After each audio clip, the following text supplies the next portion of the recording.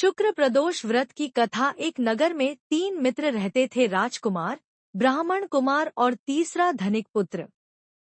राजकुमार और ब्राह्मण कुमार विवाहित थे। धनिक पुत्र का भी विवाह हो गया था, लेकिन गौना शेष था। एक दिन तीनों मित्र स्त्रियों की चर्चा कर रहे थे। ब्राह्मण कुमार ने स्त्रियों की प्रशंसा करते हुए कहा, नारीहीन घर भूतों का डेरा होता है। धनिक पुत्र ने यह सुना तो तुरंत ही उसने अपनी पत्नी को लाने का निश्चय कर लिया।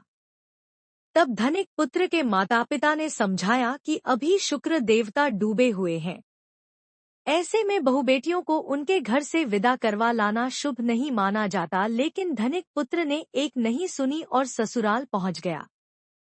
ससुराल में भी उसे मनाने की कोशिश की गई, लेकिन वो जिद पर अड़ा रहा और कन्या के माता पिता को उनकी विदाई करनी पड़ी।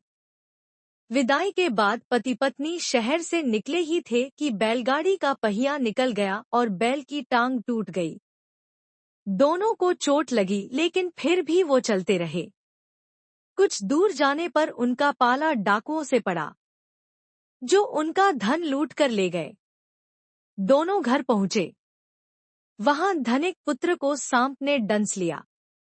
उसके पिता ने वैद्य को बुलाया तो वैद्य ने बताया कि वो 3 दिन में मर जाएगा। जब ब्राह्मण कुमार को यह खबर मिली तो वो धनिक पुत्र के घर पहुंचा और उसके माता पिता को शुक्र प्रदोष व्रत करने की सलाह दी और कहा कि इसे पत्नी सहित वापस ससुराल भेज दें। धनिक ने ब्राह्मण कुमार की बात मानी और ससुराल पहुंच गया, जहां उसकी हालत ठीक होती गई, यानी शुक्र प्रदोष के महात्म्य से सभी घोर कष्ट दूर हो गए।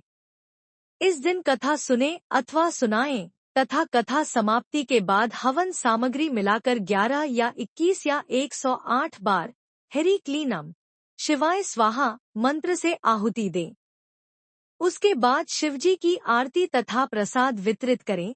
उसके बाद भोजन करें। कहा जाता है कि शुक्रवार को प्रदोष व्रत सौभाग्य और दाम्पत्य जीवन में सुख समृद्धि भर देता है। यही कारण है कि आज के प्रदोष व्रत का काफी खास माना जा रहा है। शुक्रवार के दिन पड़ने वाले इस प्रदोष व्रत से सुख समृद्धि मिलती है।